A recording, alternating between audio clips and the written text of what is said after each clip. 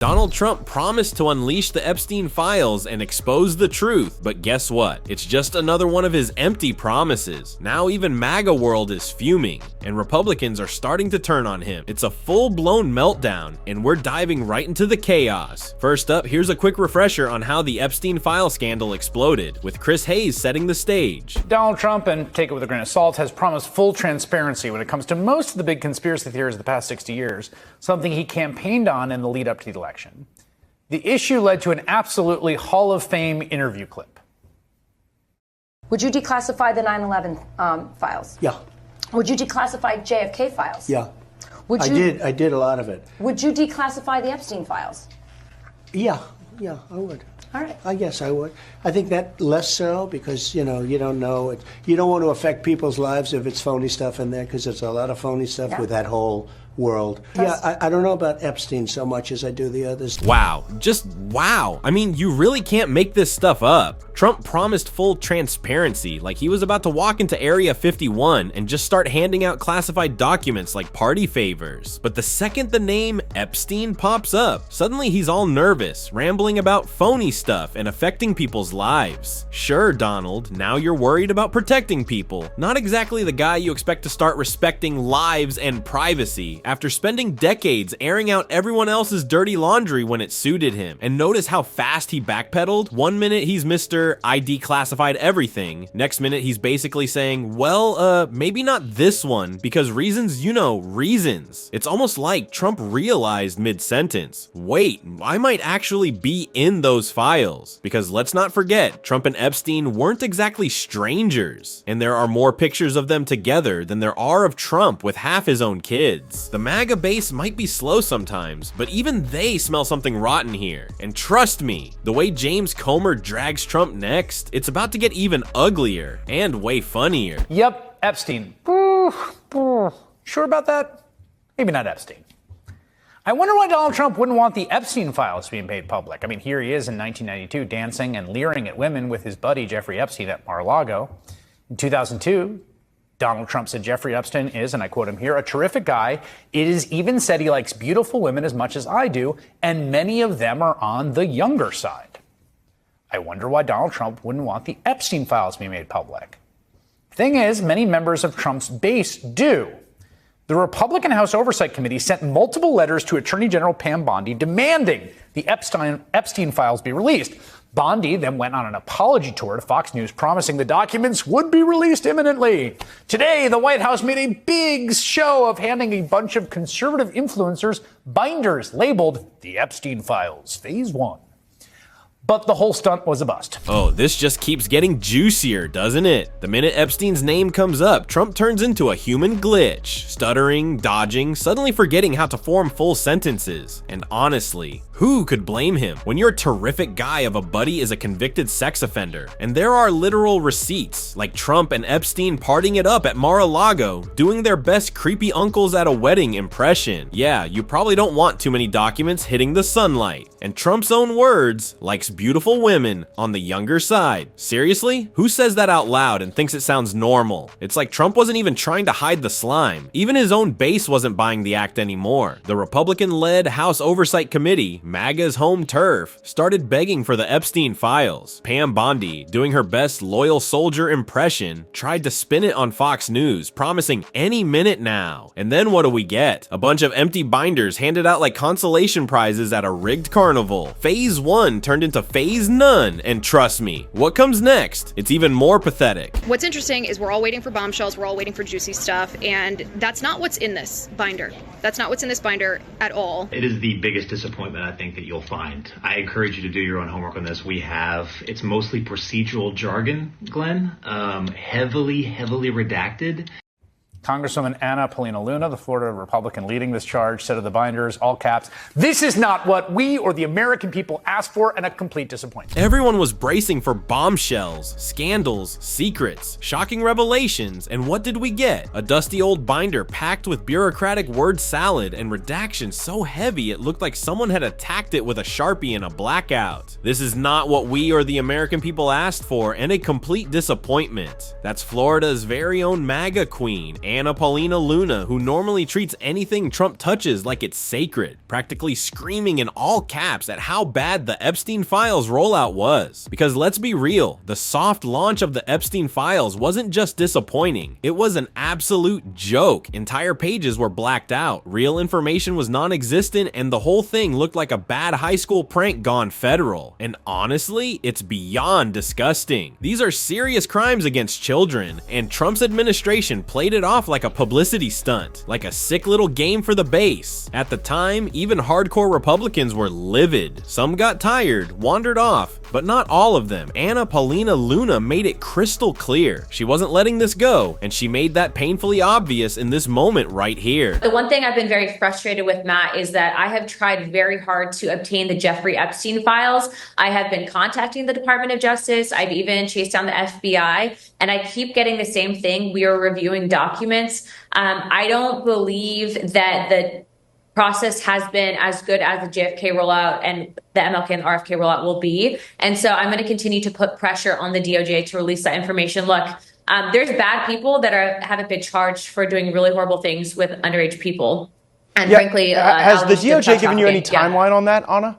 No. In fact, I haven't really gotten any communication from the DOJ. And frankly, has the DOJ given you any timeline on that, Anna? No, in fact, I haven't really gotten any communication from the DOJ. Now, let's be clear, Anna Paulina Luna is not exactly the sharpest tool in the MAGA shed, but she is a sitting member of Congress, which means she actually has some political weight to throw around. She can pressure Trump's DOJ in ways regular people just can't. And yet, crickets. Nothing but silence. No updates, no promises, no timeline for any future Epstein file dumps. Makes you wonder, what exactly is hiding under all those black boxes? And trust me, it's not just Anna waving the red flag now. James Comer is stepping up next. And the accusation he's about to drop, it's going to peel the orange paint right off Trump's golden facade. Can't turn that over. James Comer accuses Trump administration of stonewalling on Epstein files. Congressman James Comer, chairman of the House Oversight Committee, accused Donald Trump's administration of stonewalling his request for files about accused child trafficker Jeffrey Epstein. During a weekend interview, Comer talked about his task force on the declassification of federal secrets, which is looking at the Epstein files, JFK files, and the September 11th attacks and other conspiracy theories. So our task force is trying to reach out and question the bureaucrats, figure out which bureaucrats didn't comply with the orders, Comer said. Same thing happened with the Epstein files when Pam Bondi thought she was releasing the files. It wasn't really the Epstein files, obviously. So that task force is kind of working very hard behind the scenes to identify which bureaucrats and which bureaucrats are not complying with the president's orders, he continued. I heard that 10,000 times over the past 2 years. Well, we can't turn that over. That's an ongoing investigation. We're hearing that with the Epstein files now in the administration. The reporter pressed Comer about which Trump officials were refusing to release the Epstein files. Well, that's what when we request information, if they don't provide it, that's what they say. There's an ongoing investigation, Comer replied. Whoever replies to our letter or subpoena, that's what they say, that there's an ongoing investigation. The task force has asked for, the Epstein list and things like that, and that's been the reply thus far. But they still say we're going to release it. We're in the process of releasing it. Comer also questioned whether the U.S. government had used information from the Epstein files to blackmail individuals. The thing that worries me about the Epstein files, and I've read a lot about it, like most Americans have, is that our government was involved in this, he asserted. Were they potentially blackmailing some of the most influential people in the United States or in the world? And in that case, I kind of find it hard to believe that any type of evidence of that would still be in existence. So let's get this straight. James Comer, who's literally the chairman of the House Oversight Committee, can't even get his hands on the files MAGA has been shrieking about for years. And who's blocking him? Surprise, surprise. It's Trump's own people. Apparently the same deep state villains that Trump and his MAGA squad constantly rage against are suddenly protecting secrets that Donald himself doesn't seem too eager to spill. Wonder why? What possible connections could Trump have to anyone in that mess that would make those files, let's say, extremely inconvenient for him? Just a wild guess, right? Well, looks like Jared Moskowitz might be about to drop some serious tea on that question. What is the majority so concerned, or to use some of the words of my colleagues, afraid to have Hunter Biden sit at this desk, Mr. Chairman, you control the rules. You could give everybody 10 minutes. You could give everybody 15 minutes. You could give everybody 20 minutes. You could give your side as much time. We could go on for days here, quite frankly, because, again, you control the rules, as you just showed. But the one difference that you guys object to is you object to those. You object to the cameras because you don't want the American people to hear the answers. No, you want to take the transcript and release it 6 months after you've gone out and lied about what has happened. And so, again, because the gentle lady from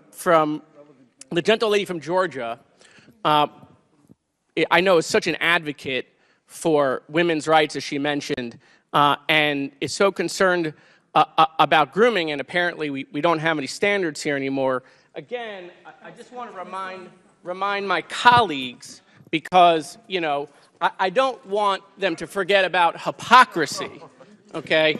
I don't want them to forget about hypocrisy. But, you know, Donald Trump was asked about Jeffrey Epstein, and when he was asked, he said, you know, Jeffrey likes him young. Well, how did the president know that? How did he know that Jeffrey Epstein likes him young? Perhaps some people are saying he was there, since you're so concerned, right? But again, I bring this up not to make jest. I bring it Point up. of order, Mr. Chairman. I bring it up. I thought we weren't going to interrupt. Yes. Donald Trump's dear friend, Jeffrey Epstein, makes another unwanted appearance. I mean, the files are literally named after Epstein, and somehow Trump acts like he barely knew the guy? What's even more nauseating, Trump has turned this entire thing into a circus, like it's some joke, like it's a game, and MAGA still doing backflips to defend him, even while they start scratching their heads. James Comer and Anna Paulina Luna are actually two rare MAGA loyalists daring to question the almighty Trump machine on this. But Marjorie Taylor Greene, oh bless her heart, just the other day she demanded, we need more transparency around Epstein. Great idea, Marge. Might want to start by calling up your old pal Donald. Last time I checked, he's the one sitting on all the secrets, playing dumb like it's amateur hour at Mar-a-Lago. But that's MAGA logic in a nutshell. Never make sense, never take responsibility, and never ever question Daddy Trump. Speaking of next level delusion, listen to Don Jr. whining about it here. We're never gonna surrender. It's not our style, man. We don't. At this point, we gotta fight, because congratulations. If you're in this room right now, you're probably on the FBI list.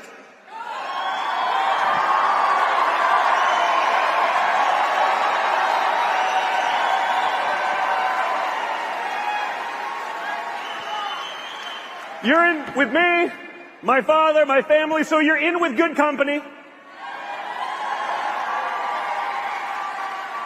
I am on every list except the Epstein list. We haven't heard anything about that one in a while. I'm fine with all the other lists. As long as I'm not on the Epstein list, we're good, right? Speaking of which, how is it that my father can be convicted of 34 crimes, but no one on Epstein's list has even been brought to light? I'm trying to figure out how that's possible, right, folks? It's almost like they're trying to protect those pedophiles for some reason. I can't imagine why, right?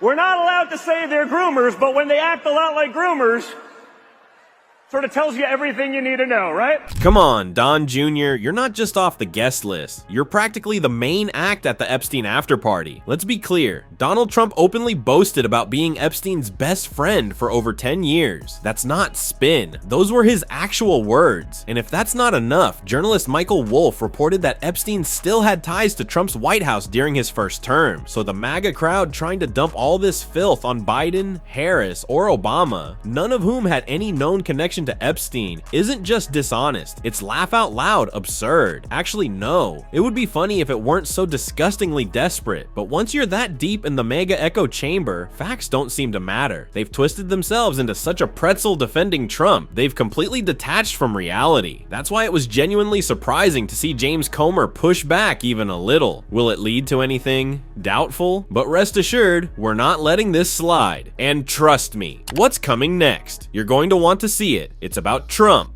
and it's absolutely unreal. Click on it.